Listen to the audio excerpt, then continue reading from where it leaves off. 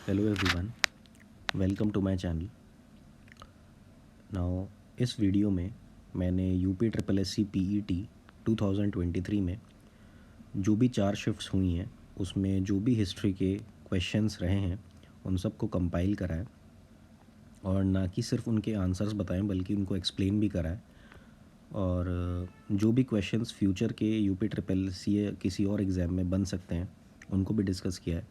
So I hope आपको काफ़ी knowledge मिलेगी इस वीडियो से। अब देखिए, वर्ल्ड वॉर 2 का टाइम ये चल रहा था और ब्रिटिशर्स को रियलाइज़ हो गया था कि वो इंडियन प्रॉब्लम्स को और ज़्यादा इग्नोर नहीं कर सकते और जापानीज़ जो हैं वो भी इंडिया की तरफ बढ़ रहे थे, इंडियन बॉर्डर की तरफ बढ़ रहे थे।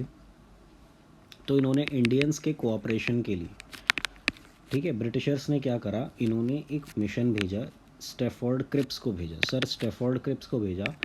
तो इसे स्टैफोर्ड क्रिप्स मिशन कहते हैं। और इन्होंने कहा कि अगर हम वर्ल्ड वॉर 2 जीतते हैं, ठीक है, वर्ल्ड वॉर 2 के बाद, वॉर के बाद हम आपको डोमिनियन स्टेटस दे देंगे। तो गांधी जी ने क्या करा, उसको रिजेक्ट कर दिया, ठीक है, रिजेक्ट कर दिया और उसको कहा अ post dated cheque on a crumbling bank, ठीक है, ये इनके वर्ड्स थे। अब देखिए, कांग्रेस मिनिस्टर्स ने रिज़ाइन करा था। तो ये 1939 में करा था। और क्यों करा था, अगर आप गौर फरमाओ तो ये वर्ल्ड वॉर 2 का टाइम है स्टार्ट होने का। तो ब्रिटिश सरकार ने,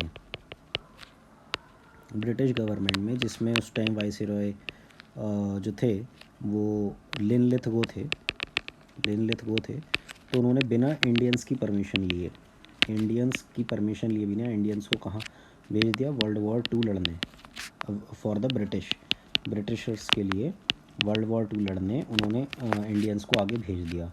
तो विदाउट देयर कंसेंट। तो इसलिए इन्होंने 1930 in 1851 the governor general Lord Dalhousie describe which of the following as a cherry that will drop in the mouth one day. तो ये इन्होंने करा था, not to Satara but Awadh करा था। और अवध चला भी गया था इनके पास इन 1856। ओके, तो 1856 में अवध जो है वो इनके पास चला गया था। देखिए, क्वेश्चन है, Indian Muslims were keen that खलीफा will be allowed to retain control of Muslim sacred places in the erstwhile Turkish empire. देखिए, टर्किश एम्पायर को पहले ऑटोमन एम्पायर बोला जाता था, ठीक है, ऑटोमन एम्पायर। इसका आंसर है ऑटोमन एम्पायर। अब Indian National Congress and All India Muslim League, they decided to come together for the cause of India's struggle against the British through the famous Lucknow pact. ये Lucknow pact कब हुआ था, ये 1916 में। उस टाइम पर कांग्रेस के प्रेसिडेंट कौन थे, AC मजूमदार। और एक और बात ध्यान रखनी है कि 1908 में, है ना, सॉरी 1907 में सूरत स्प्लिट हो गया था, सूरत स्प्लिट। तो इस दौरान जो थे वो इंडियन नेशनल कांग्रेस के प्रेसिडेंट कौन थे, Ras Behari Ghosh. So you need to remember it. Okay, वो बोल रहा है कि सुभाष चंद्र बोस ने INA फ्लैग जो है मोइरांग में फहराया था। अब ये मोइरांग किस जगह है ना, Moirang is a place in Manipur, वहाँ पर इन्होंने झंडा फहराया था INA का 1944 में। INA बनी कब थी, 1942 में बाय रास बिहारी बोस। और इन्होंने फिर 1943 में लीडरशिप जो थी वो सुभाष चंद्र बोस को सौंप दी थी। सुभाष चंद्र बोस 1941 में बर्लिन चले गए थे और बर्लिन के बाद फिर वो सिंगापुर आए और सिंगापुर आके उन्होंने कमान संभाल ली INA की, जहां उन्होंने रानी लक्ष्मीबाई फोर्स, एक ऑल वुमेन रेजिमेंट का भी निर्माण किया। अब मणिपुर में देखिए, मणिपुर का स्टेट एनिमल जो है दैट इज़ संगाई। और मणिपुर का जो फ्लावर है स्टेट वो है शिरुई लिली। और शिरुई लिली ये एक फेस्टिवल का भी आयोजन किया जाता है मणिपुर में। और संगाई भी एक फेस्टिवल होता है, संगाई। देन एक होता है लू नगाइनी, ये भी एक फेस्टिवल होता है। और that's it. And famous boxer Mary Kom, she also belongs to Manipur. Okay. देखिए इस क्वेश्चन में वो पूछ रहा है कि गौतम बुद्ध ने भाई मेडिटेशन किया था किस जगह इससे पहले कि वो बोध गया गया था. तो उन्होंने किया था डुंगेश्वरी केव. डुंगेश्वरी केव, यहाँ इन्होंने 6 साल तक मेडिटेशन किया था बिफोर ही वेंट टू बोध गया. और ये प्लेस बिहार में ही है, बोध गया से थोड़ा सा पास. नाउ नेक्स्ट क्वेश्चन आता है कि which among the following was the first capital of Harshavardhana. तो हर्षवर्धन की जो पहली कैपिटल थी दैट वाज थानेसर. थानेसर उसकी पहली कैपिटल थी, तो थानेसर इज़ द आंसर. लेकिन उसके बाद उसने कैपिटल शिफ्ट कर ली थी कन्नौज.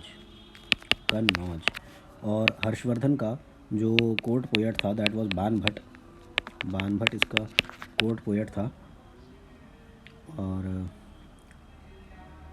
That's it. देखिए डायरेक्ट एक्शन डे जो है ये मुस्लिम लीग ने बनाया था, और ये आज़ादी के एकदम बाद इन्होंने मनाया था. कि इसमें इन्होंने क्या करा था, जो भी जब ब्रिटिश एग्ज़िट कर गए तो 1946 में कैलकाटा में बहुत लोग मारे और उनको कन्वर्ट करा. तो ये काफ़ी टाइम तक चला. इसको 1946 कैलकाटा किलिंग्स भी बोलते हैं. तो answer is the Muslim League. देखिए क्वेश्चन है कि Mandi conspiracy took place under the leadership of which of the following. तो ये मंडी कॉन्स्पिरेसी जो थी ये गदर पार्टी ने करी थी, और ये 1914 से 15 की बात है. कि सुपरिटेंडेंट ऑफ वज़ीर ऑफ मंडी जो था उसका जो ट्रेजर था वो लूटने के ऊपर था ये. ठीक है. तो इनका प्लान था कि जो ब्यास नदी होगी, ब्यास नदी है इसके ऊपर जो ब्रिज जा रहा होगा, तो हम लोग इस ब्रिज को क्या कर देंगे, तोड़ देंगे. बट ये जो है ये फेल हो गया था, ये सक्सेसफुल नहीं हो पाया था और इनको अरेस्ट कर लिया गया था. और तो गदर पार्टी बनी कब थी, तो 1913 में. और कहाँ बनी थी, इन सैन फ्रांसिस्को. अच्छा आईएनए कब बनी थी, 1942 में इन साउथ ईस्ट एशिया में बनी थी. और एचएसआरए ये 1928 में बनी थी. तो एचएसआरए के फाउंडर कौन कौन थे, ठीक है, ये आ सकता है. तो राम प्रसाद बिस्मिल थे, अशफाक उल्ला खान थे, और सच्चिदानंद सान्याल थे. ठीक है. और सचिंदर नाथ बख्शी थे, और एक थे जोगेश चंद्र चटर्जी. ठीक है. भगत सिंह जो थे इसमें शामिल थे बट फाउंडर नहीं थे. फाउंडर में राम प्रसाद बिस्मिल और अशफाक उल्ला खान मेन चेहरे थे. और फाउंड ये कब हुई थी, 1928 में हुई थी. अच्छा अभिनव भारत सीक्रेट सोसाइटी ये वीडी सावरकर साहब ने करी थी. किन्होंने करी थी, वीडी सावरकर ने. कब करी थी, 1904 में, और नासिक में करी थी, नासिक में. Okay. So all this is very important. Mandi conspiracy हुई थी by Ghadar party. Mughal emperor Babur defeated Rana Sanga and their allies at which of the following places. तो बाबर ने बैटल ऑफ खनवा में, ठीक है, बैटल ऑफ खनवा में राणा सांगा को हराया था. और कब हुई थी ये बैटल, इन 1527. देन ये कब हुई थी, बैटल ऑफ चंदेरी, ये हुई थी 1528, इसके जस्ट एक साल बाद. और इसमें किसको हराया था, मेदिनी राय को. तो 1526 में बाबर भारत आया था, came to India, and he defeated Ibrahim Lodhi in first battle of Panipat. Okay, in first battle of Panipat. 1527 में बैटल ऑफ खनवा में उसने राणा सांगा को हराया. 1528 में बैटल ऑफ चंदेरी में उसने मेदिनी राय को हराया. और 1530 में वो मर गया आगरा में. और उसका टॉम्ब कहाँ पर है, टॉम्ब है उसका काबुल में. अब देखिए इस क्वेश्चन में पूछ रहा है concluding part of Vedas is own by which of the following name. तो सबसे पहले तो वेदास देखते हैं क्या है. तो वेद जो है हमारे सनातन धर्म के लिटरेरी प्रोडक्शंस हैं जिनमें हमारे जो श्रुति हैं, सारे मंत्रास वगैरह, वो सब वेदों से निकले हुए हैं। तो अगर हम देखें कि वेद हैं कितने, तो 4 वेद हैं। 4 वेद, एक तो है ऋग्वेद, एक है सामवेद, एक है यजुर्वेद और एक है अथर्ववेद। ये 4 वेद हैं। सबसे ओल्डेस्ट वेद ऋग्वेद को कहा जाता है। सामवेद जो है वो म्यूज़िक से डील करता है। यजुर्वेद जो है ये रिचुअल्स और सैक्रिफाइस प्रेयर्स से डील करता है। और अथर्ववेद जो है ये मैजिकल फार्मूले से डील करता है। जो मैजिक्स होते हैं, जो ईविल और ये सब भगाते हैं, इनके लिए होता है। तो अब वेद तो हमने समझ लिया कि भाई ठीक है, 4 तरह के वेद होते हैं। अब इनका कॉन्क्लूडिंग पार्ट क्या है? देखिए, आंसर इसका है वैसे उपनिषद। ठीक है, अब उपनिषद क्या होते हैं? उपनिषद जो होते हैं वो फिलॉसफी से रिलेटेड होते हैं। उपनिषद जो होते हैं फिलॉसफिकल टेक्स्ट्स होते हैं। ठीक है, ये फिलॉसफिकल टेक्स्ट्स होते हैं। ठीक है, फिलॉसफी के बारे में इनमें रहता है। तो उपनिषद हैं कितने? 108 उपनिषद हैं हमारे हैं। 108 उपनिषद हैं। इनको हम लोग वेदांत नाम से भी बोलते हैं, वेदांत। ठीक है, अब 108 तो उपनिषद हैं। तो सबसे ओल्डेस्ट उपनिषद कौन सा है? वृद्ध अरण्यक उपनिषद। ये जो है ओल्डेस्ट उपनिषद है। ठीक है, और भी डिफरेंट टाइप्स ऑफ उपनिषद हैं। फॉर एग्जाम्पल मांडुक्य उपनिषद, छांदोग्य उपनिषद, ईशावास्य उपनिषद, मुंडक उपनिषद। तो इस तरह से बहुत सारे हैं। तो ये 108 हैं। तो कॉन्क्लूडिंग पार्ट जो है वेदास का, ये उपनिषद होता है, ये ध्यान रखना। अब देखते हैं ब्राह्मणा क्या होता है। देखो, ब्राह्मणा जो होते हैं ये इन वेदों के हिम्स जो हैं इसको एक्सप्लेन करते हैं। It explain the hymns of Vedas. ठीक है, ये ब्राह्मणा होते हैं। It explain the hymns of Vedas. ठीक है, तो ब्राह्मणा में क्या बताते हैं? ये सैक्रिफाइसेस और रिचुअल्स से रिलेटेड होते हैं। Sacrifices and rituals. ठीक है, देखो उपनिषद जो था ये फिलॉसफिकल टेक्स्ट था। ठीक है, ये हो गया सैक्रिफाइसेस और रिचुअल्स से रिलेटेड। तो हर एक वेद जो है वो ब्राह्मणा से अटैच्ड है। ठीक है, मतलब हर एक या उससे ज़्यादा ब्राह्मणा। जैसे ऋग्वेद में जो है ये ऐत्रेय ब्राह्मणा एंड कौष्टिकी ब्राह्मणा, इससे अटैच्ड है। सामवेद ये है पंच विषय ब्राह्मणा से रिलेटेड। देन यजुर्वेद जो है शतपथ ब्राह्मणा एंड तैत्रीय ब्राह्मणा। अब तैत्रीय जो शतपथ जो है ये ओल्डेस्ट ब्राह्मणा और लॉन्गेस्ट यही है, शतपथ। तो इट इज़ इम्पॉर्टेंट क्वेश्चन अगर आता है कि ओल्डेस्ट या लॉन्गेस्ट ब्राह्मणा कौन सा है, तो आंसर एकदम शतपथ ब्राह्मणा होगा। और अथर्ववेद किससे रिलेटेड है? गोपथ ब्राह्मणा से। तो अब हमने तुम्हें ब्राह्मणा भी बता दिया। तुम्हारे 2 हो गए, उपनिषद भी हो गए, ब्राह्मणा भी हो गए। अब इन ब्राह्मणा का जो कॉन्क्लूडिंग पार्ट है, कॉन्क्लूडिंग पार्ट ऑफ ब्राह्मणा, ये क्या है? ये है अरण्यक। अरण्यक ये। अब अरण्यक जो है इसका मतलब क्या होता है? फॉरेस्ट। तो अरण्यक जो होते हैं वो कुछ नहीं होते, वो फॉरेस्ट टेक्स्ट्स होते हैं। ठीक है, उनको बोलते हैं फॉरेस्ट टेक्स्ट्स। और किन के लिए लिखे जाते हैं? फॉर द हर्मिट्स, जिन्होंने घर बार सब छोड़ दिया है, फॉर द हर्मिट्स। ठीक है, तो ये कॉन्क्लूडिंग पोर्शन है किसके? ब्राह्मणा के। तो वेदास का concluding portion are Upanishad, Brahmana का concluding portion are Aranyak. No, what is this Vedang?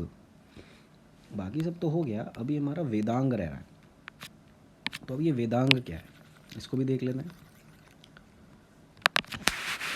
अब देखिए, वेदांग जो होते हैं वो हमारे स्मृति भी बोलते हैं उनको, वेदांग, या सूत्रास भी बोलते हैं, सूत्र। तो 6 वेदांग होते हैं। ठीक है, 6 वेदांग।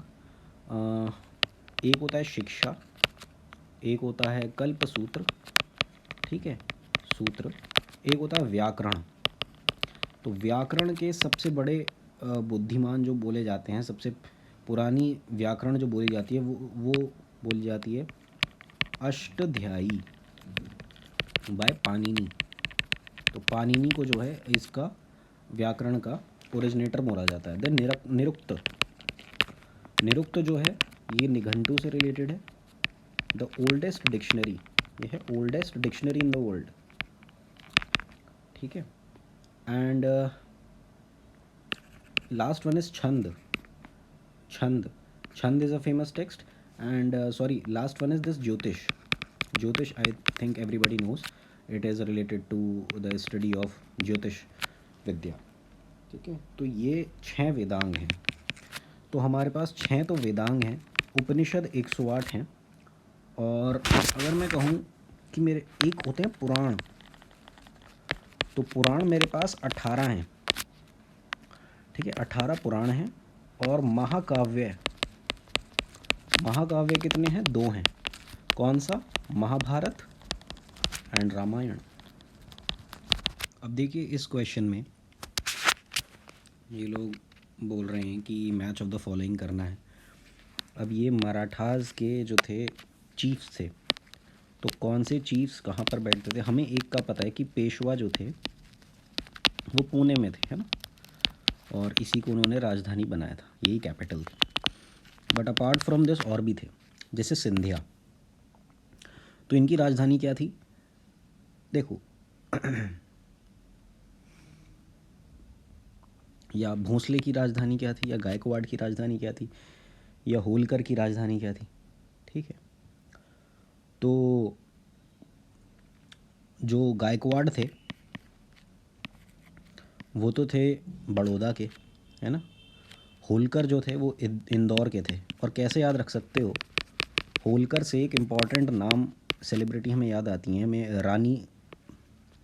रानी अहिल्याबाई होलकर, ठीक है। तो ये इसी तरफ थी, मतलब इन्होंने मंदिर वगैरह बनवाए थे तो इसी तरफ बनवाए थे, इंदौर की तरफ, एमपी की तरफ की। तो इससे यू कैन ईजिली गेस कि जो होलकर रहे होंगे वो इंदौर की तरफ रहे होंगे, ठीक है। तो सेकंड का जो है वो ए आना है। अब सेकंड का ए 3 में है, मतलब ऑप्शन बी मेरा एलिमिनेट हो गया। अब सिंधियास जो होंगे ये कहाँ पर होंगे? देखो सिंधियास जो होंगे ये होंगे उज्जैन में, ठीक है। तो फर्स्ट का सी होगा, तो ऑटोमेटिकली मेरा आंसर ये हो गया। अब देखिए इस क्वेश्चन में कह रहा है Subhash Chandra Bose had come to East Asia on an invitation from which of the following. अब देखिए हुआ क्या था कि वर्ल्ड वॉर 2 चल रही थी और उसमें ब्रिटिश ने साउथ ईस्ट एशिया में जापान के साथ युद्ध करा और ब्रिटिश लॉस्ट। तो जो इनके प्रिजनर्स ऑफ वॉर थे वो जापान ले गया कहाँ? टोक्यो। तो अब ये जो प्रिजनर्स ऑफ वॉर थे इनसे बनी Indian independence league, Indian independence league, ठीक है। तो इंडियन इंडिपेंडेंस लीग के जो प्रेसिडेंट थे वो थे रास बिहारी बोस, ठीक है। अब इन्होंने क्या करा, इससे ही इन्होंने आईएनए बनाई। अब आईएनए किन्होंने बनाई? वो थे रास बिहारी बोस, ठीक है। और कहाँ बनाई? सिंगापुर में। लेकिन 1943 में, अब ये इन्होंने 1942 में बनाई और 1943 में ही handed over leadership of INA to Subhash Chandra Bose. तो सुभाष चंद्र बोस को उन्होंने इसीलिए बुलाया था ताकि वो आईएनए की लीडरशिप जो है वो इनको सौंप सकें। अच्छा, सुभाष चंद्र बोस इससे पहले 1941 में कहाँ चले गए थे? बर्लिन। तो वो वहाँ से फिर कहाँ गए? सिंगापुर गए, ठीक है। तो इन्होंने क्या करा, आज आईएनए को, ठीक है, आईएनए को इन्होंने रीऑर्गेनाइज़ करा, फिर दोबारा रीऑर्गेनाइज़ करा और फिर वो रानी झांसी ब्रिगेड वो जो भी बनी थी वो सब करा। अब देखिए इस क्वेश्चन में, partition of Bengal it infuriated people all over India and Swadeshi movement had taken place in deltaic Andhra. तो it was known by Vande Mataram movement.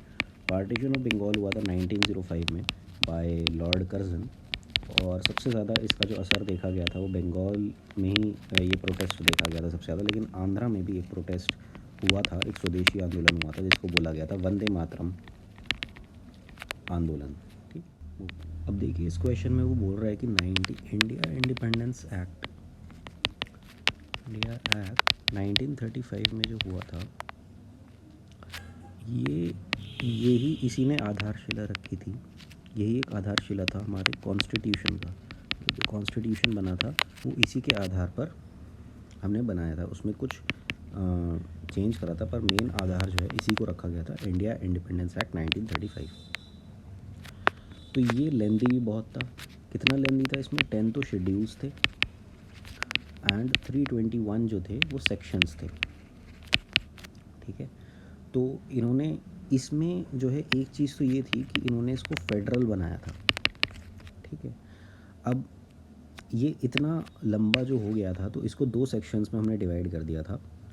तो एक तो इंडिया इंडिपेंडेंस एक्ट था ही, और दूसरा था बर्मा सरकार अधिनियम 1935। तो आंसर ये हो जाएगा। अब इसमें एक दो चीज़ ध्यान रख लेना कि इन्होंने फेडरल जो है ये वाला प्रपोज किया था कि federal system of Indian government होना चाहिए। कुछ पावर सेंटर के बीच होंगी, कुछ पावर स्टेट के बीच होंगी, और कुछ पावर दोनों के बीच होंगी। ठीक है, फिर इन्होंने कहा था कि दो चैम्बर्स होने चाहिए, मतलब एक अपर हाउस होना चाहिए और एक लोअर हाउस होना चाहिए। और इसके लिए इन्होंने कहा था कि ऐसा मद्रास, बॉम्बे और बंगाल सिर्फ इनमें होगा। ठीक है, और इनके उससे ही एक फेडरल कोर्ट बना। फेडरल कोर्ट 1935 का प्रावधान रखा, जो कि बाद में फिर 1937 में बना। राइट, अब देखिए ये क्वेश्चन जो है ये डेट से रिलेटेड है, तो इसमें हम एक चीज़ ये आइडिया लगा सकते हैं कि अहमदाबाद मिल वर्कर्स की स्ट्राइक कब हुई थी। तो ये लगभग 1918 में हुई थी, क्योंकि ये बिल्कुल स्टार्टिंग का टाइम था जब गांधी जी ने जो है आंदोलनों की शुरुआत करी थी। जब गांधी जी इंडिया आए थे तो 1915 की 1916 में भी इन्होंने एक वो करा था, एक चंपारण सत्याग्रह भी हुआ था। ठीक है, और फिर 1918 में अहमदाबाद मिल स्ट्राइक हुई थी। तो ये तो तब की बात हो गई। देन गांधी जी नाव खाली कब गए थे? ये तब गए थे जब आज़ादी के आसपास गए थे। जब ये नाव खाली कहाँ पर है? ये है ढाका, बांग्लादेश, कोलकाता उस तरफ पड़ेगा। तो ये तभी गए थे जब दंगे हुए थे, हिंदू मुस्लिम दंगे। तो ये 1946 का टाइम था। तो अब हमें दो अपने ऑप्शंस पता चल चुके हैं। तो अगर हमारा फोर्थ का आंसर बी देखिए कहाँ पर है, इसमें है। ठीक है, और सिर्फ इसी में है, तो हम इसी को ही टिक कर देंगे। तो our correct answer is C. Now Khizr Khan was the ruler of Delhi, he belong to which dynasty? तो ये सैयद डायनेस्टी को बिलोंग करता था। Now this Sayyid dynasty, it was one of the slave dynasties जिसने कि 1414 से 1450 तक रूल किया था। और इसके जो फर्स्ट रूलर थे वो खिज़र खान थे। Now who was Khizar Khan? तो 1398 में तैमूर ने दिल्ली पर अटैक करा था। उस टाइम पर तुगलक डायनेस्टी राज कर रही थी। तुगलक डायनेस्टी राज कर रही थी, तब इसने अटैक कर दिया था। तो तुगलक डायनेस्टी का राजा कौन था? मोहम्मद शाह तुगलक। तो इसको मार दिया था और इसको हरा दिया था। तो इसको हराने के बाद तैमूर का जो एक स्लेव था, तैमूर ने अपने स्लेव खिज़र खान को वहाँ पर छोड़ दिया था। तो दिस वाज खिज़र खान। तो इसने अपनी एक नई डायनेस्टी बनाई थी जिसको बोला था सैयद डायनेस्टी। ठीक है, और सैयद डायनेस्टी में 4 राजा हुए थे टोटल। पहला जो था वो खिज़र खान था, दूसरा जो था वो मुबारक शाह था। ठीक है, तीसरा जो था वो मोहम्मद शाह था, और चौथा जो था वो आलम शाह था। ठीक है, तो 1414 से लेकर 1450 तक इन्होंने राज किया था। इनसे पहले तुगलक डायनेस्टी थी, इनके बाद जो थी वो लोधी डायनेस्टी थी, which was the last of the slave dynasties. और लोधी डायनेस्टी में ने 1451 से रूल शुरू करा था। Of Samudragupta in the form of a poem in Sanskrit was composed by which poet? Ashokan pillar at Allahabad. तो इसमें देखो कि यार समुद्रगुप्त का पोएट था कौन? हु वाज द समुद्र? हरिसेना था, तो आंसर हरिसेना है। ठीक है, और समुद्रगुप्त का, ठीक है, इसको बोलते थे प्रयाग प्रसाती। प्रयाग प्रसाती किसको? समुद्रगुप्त को। ठीक है, इस नाम से ये फेमस थे, समुद्रगुप्त प्रयाग प्रसाती के नाम से। ठीक है, देन इनको इंडियन नेपोलियन भी बोला जाता था बाय वी.ए. स्मिथ। ठीक है, और इनको एक टाइटल दिया था Kaviraj. Kaviraj that is king of poet. और अपरूटर ऑफ ऑल किंग्स भी बोला गया था इनको, है ना। तो ये इनको बोला गया था। अब बाणभट्ट जो थे वो किसके पोएट थे? बाणभट्ट। तो बाणभट्ट जो थे ये हर्षवर्धन के पोएट थे।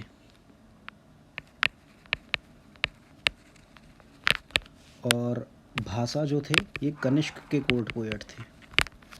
वेयरएज भैरवी जो थे ये सिम्हा विष्णु इनके कोर्ट पोएट थे। The following was the first Harappan site excavated in independent India. तो इंडिपेंडेंट इंडिया की बात कर रहा है वो। तो इंडिपेंडेंट इंडिया में इनमें से जो सबसे पहले हुई थी वो रोपड़ में हुई थी।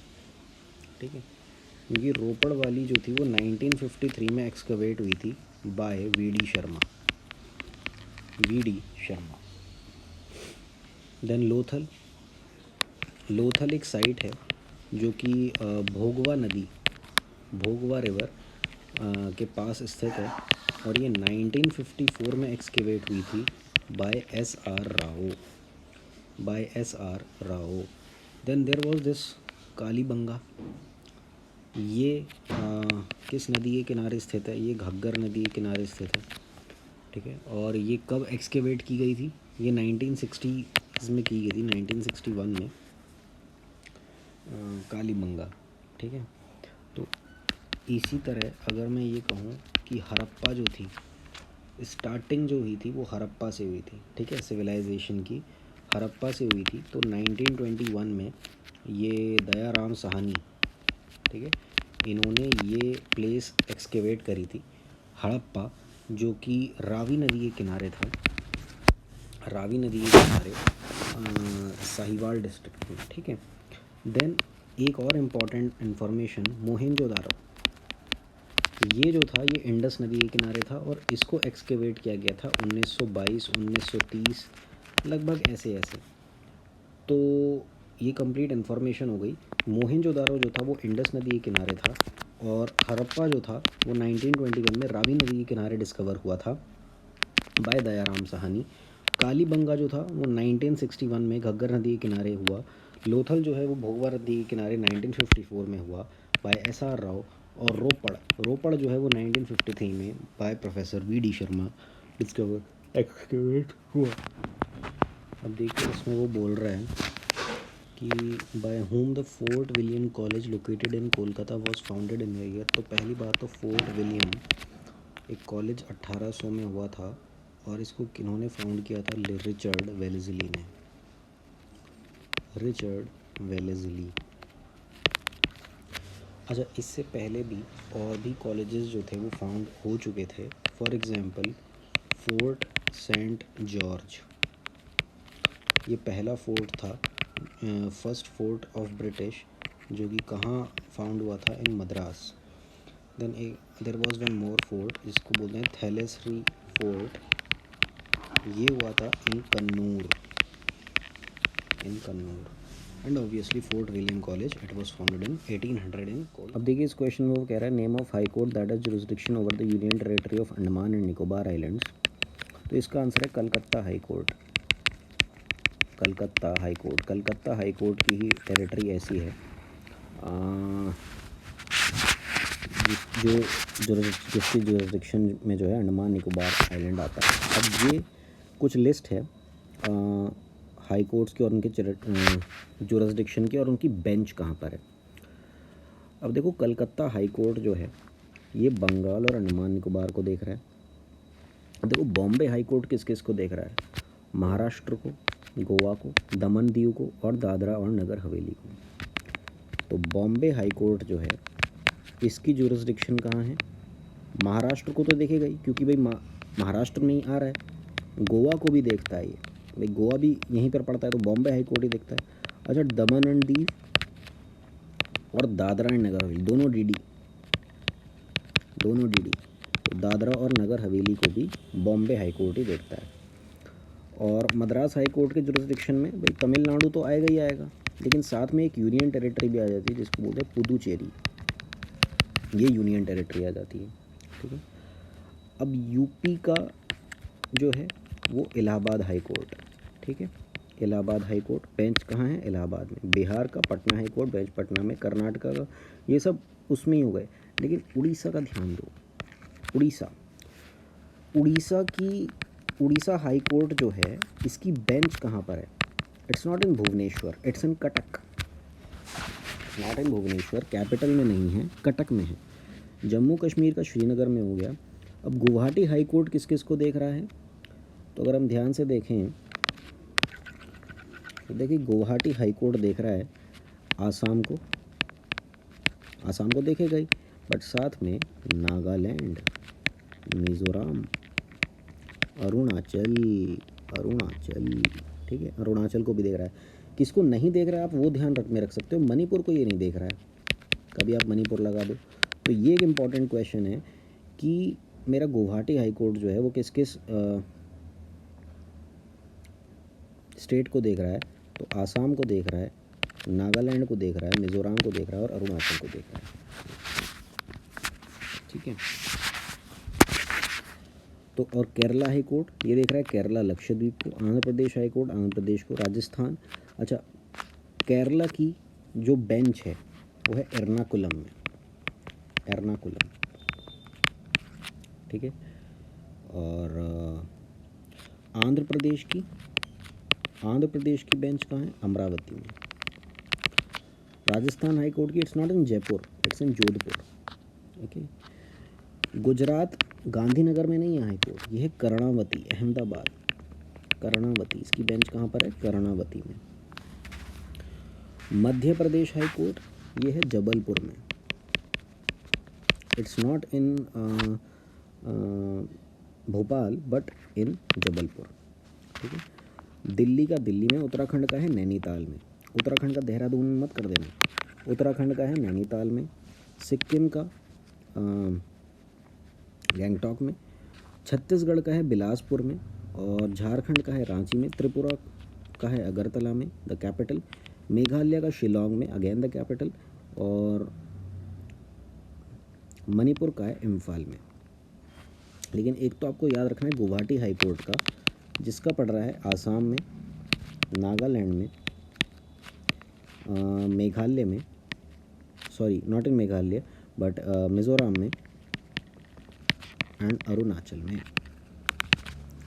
अब देखिए इस क्वेश्चन में वो कह रहा है कि with the passing of the Indian Independence Act 1947 India became a dominion and the dominion legislature made laws from 1947 to 1949 under the provisions of with section of Government of India Act. तो इसका answer है section 100।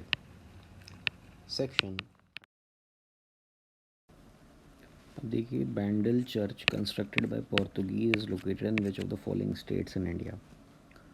तो ये church है वेस्ट बंगाल में, Bandel church. Okay, बैंडल church जो है ये वेस्ट बंगाल में है। वेस्ट बंगाल का जो स्टेट एनिमल है that is fishing fishing cat. अगर हम देखें कि और अगर इम्पोर्टेंट चर्चेज़ के बारे में देखें, चर्चेज़ इन इंडिया, तो उसमें एक आता है सेंट पॉल कैथीड्रल, जो कि कहाँ पर है, कोलकाता में, again Bengal. Then Christ church जो कि है कहाँ, शिमला में। Then Saint John wilderness church, ये कहाँ है, ये हिमाचल प्रदेश में, टू बी स्पेसिफिक धर्मशाला में, और एक बहुत इम्पॉर्टेंट है बेसिलिका ऑफ बॉम जीसस। तो ये चर्च कहाँ पर, देखिए इंडिया की जो गदर पार्टी है उसका हेडक्वार्टर कहाँ स्थित था, तो सैन फ्रांसिस्को में था, और ये फाउंड हुई थी 1913 में बाय अब जिसके मेन प्रेसिडेंट थे वो थे सोहन सिंह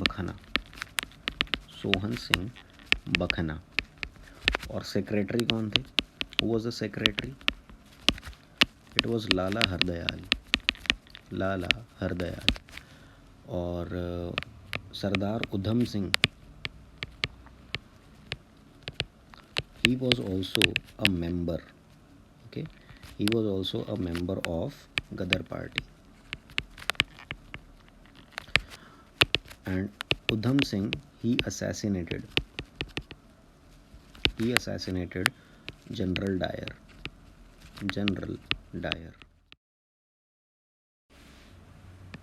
अब इसमें जो हमारा ये पूछा गया है कि where was the session of the Congress had taken place in which Mahatma Gandhi convinced other leaders about the need to start a non cooperation movement in support of Khilafat as well as Swaraj.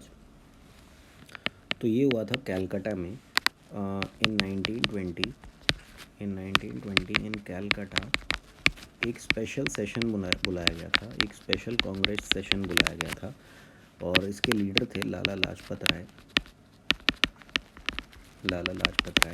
इन्होंने ये कॉल किया था, call for non cooperation movement, ठीक है, कि Britishers के साथ कोई भी कोऑपरेशन नहीं करा जाएगा, सरेंडर ऑफ टाइटल्स किए जाएंगे, और बॉयकॉट ऑफ लॉयर्स होगा, ये सब होगा। तो ये एक स्पेशल सेशन, कलकत्ता सेशन बुलाया गया था, तो इसका आंसर कलकत्ता है। अच्छा, इन 1920 इटसेल्फ एक और सेशन हुआ था कांग्रेस का, वो हुआ था नागपुर सेशन, और इसके जो प्रेसिडेंट थे वो थे सी विजय राघव चैयार। अब देखिए इसमें क्वेश्चन में कहा है कि अशोकन इंस्क्रिप्शंस में 5 major political centres of Mauryan empire का जिक्र हुआ है, जिसमें कैपिटल पाटलिपुत्र भी आती है, और 4 और प्रोविंशियल सेंटर आते हैं। तो इनमें से कौन सा नहीं है, तो इंद्रप्रस्थ नहीं है वैसे तो। और कौन कौन से सेंटर्स थे इनके, इसमें एक तो था उत्तर पथ का, मतलब यहाँ उत्तर पथ वाले को बोला जाता था, ये था तक्षशिला में ही, और तक्षशिला यूनिवर्सिटी भी थी, जिसको बोला जाता है कि ये फर्स्ट यूनिवर्सिटी थी, ठीक है। देन जो वेस्टर्न मोस्ट प्रोविंस है, मतलब इधर वाला, तो ये इसको बोला जाता था, यहाँ पर था उज्जैन, ओके, उज्जैन मतलब इसकी कैपिटल, ठीक है। और जो सेंट्रल रीजन था वो था पाटलिपुत्र,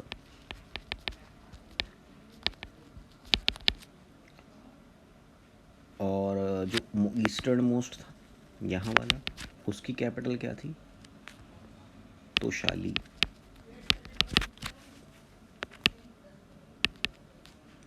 इसको क्या बोलते थे वैसे, कलिंग। तो कलिंग जो था वो ईस्टर्न मोस्ट प्रोविंस था, और यहाँ पर था सदर्न मोस्ट प्रोविंस दक्षिण पथ, और वो था सुवर्णागिरी, ये कैपिटल थी। तो हमारा क्या बचा, इंद्रप्रस्थ बचा, एंड दैट अब देखिए ये क्वेश्चन भगवान महावीर के बारे में है। Bhagwan Mahavir Swami became known as Jina. What does Jina mean? तो जिना का अर्थ होता है द कॉन्करर, द कॉन्करर, विजेता। अब कॉन्करर किसका? कॉन्करर ऑफ सेंसेस, इंद्रियों को जिसने अपने वश में कर लिया हो। ठीक है, तो ये है। अच्छा, इनको और भी नामों से जाना जाता था। एक तो जाना जाता था केवलिन। केवलिन इसका मतलब होता है परफेक्टली लर्न, मतलब लर्नड, इसको पता हो सब कुछ। ठीक है। देन नृगंठा, नृग्रंथा, नृग्रंथा मतलब free from all bonds, free from all bonds. ठीक है। और अरहंत द ब्लेस्ड वन, मतलब जिस पर आशीर्वाद, अरहंत द ब्लेस्ड वन। और महावीर तो इनका नाम था ही। तो महावीर स्वामी जो थे वो थे 24th तीर्थंकर ऑफ जैनिज़्म। ये 24th तीर्थंकर थे। और किस से सिंबलाइज होता है ये इनका? ये होता है लायन से सिंबलाइज। ठीक है। देन 23rd तीर्थंकर कौन थे? वो थे भगवान पार्श्वनाथ। ठीक है। ये 23rd तीर्थंकर थे और इनको सरपेंट से सिंबलाइज किया जाता है, सरपेंट से। अब एक चीज़ और देखो, फर्स्ट तीर्थंकर कौन थे इनके, ये इम्पॉर्टेंट रहता है।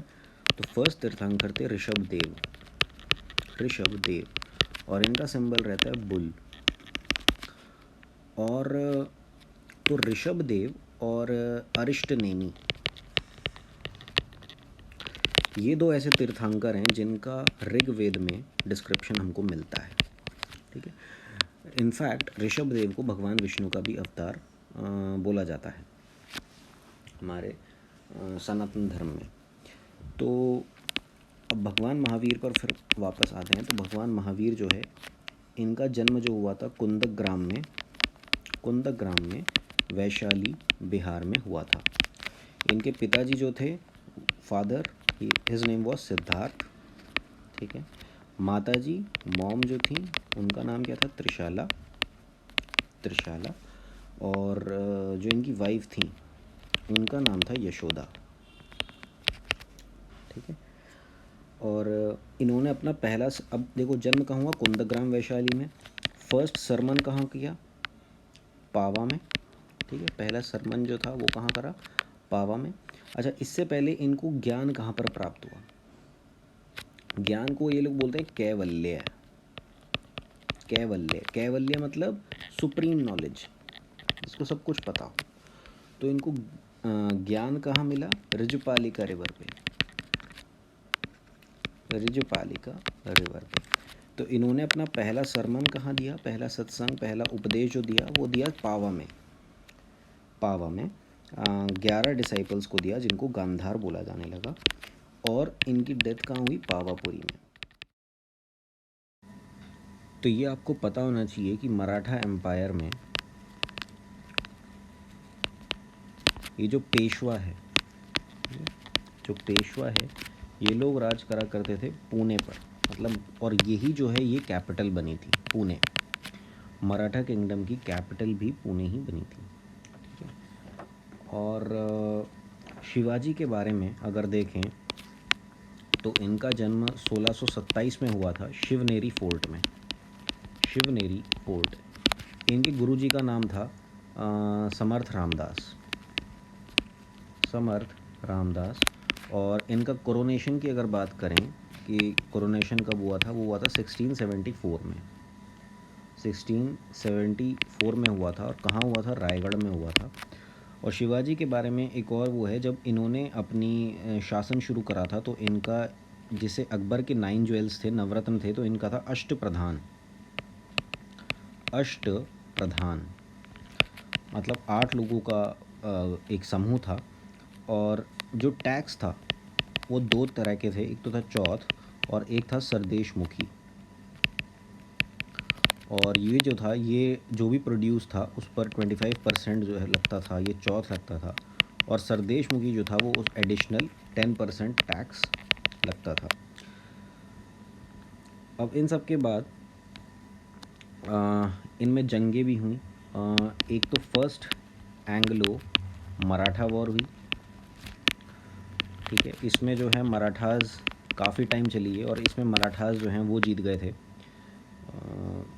मराठास जीत गए थे। और बाद में इनमें ट्रीटी ऑफ वैंडगॉन साइन हुई थी, वैंडगॉन साइन हुई थी, ठीक है। देन फिर हुई थी सेकंड मराठा वॉर, इसको ट्रीटी ऑफ सालबाई भी बोल देते हैं हम लोग, ठीक है, ट्रीटी ऑफ सालबाई भी बोल देते हैं। एक हुई थी सेकंड मराठा वॉर फिर उसके बाद, और ये कब हुई थी? ये हुई थी 1803 से 1806, ठीक है। अब इसमें क्या हुआ था, मराठास हार गए थे, ब्रिटिशर्स से मराठास हार गए थे और इन्होंने ट्रीटी ऑफ बसीन साइन करी थी, ठीक है। ट्रीटी ऑफ बसीन, बसीन एक जगह का नाम है, काफ़ी इंपॉर्टेंट, स्ट्रैटेजिकली बहुत इंपॉर्टेंट है। तो ट्रीटी ऑफ बसीन साइन हुई थी और 1817 से 1818 तक फिर हुई थर्ड एंग्लो मराठा वॉर, जिसमें अगेन मराठास की काफ़ी बुरी तरह हार हुई थी। So this was all about Marathas. अब देखिए इसमें वो बोल रहा है कि शौर्य चक्र को 1967 में किसको मतलब शौर्य चक्र करा गया था, तो वो था अशोक चक्र 3। अशोक चक्र 3।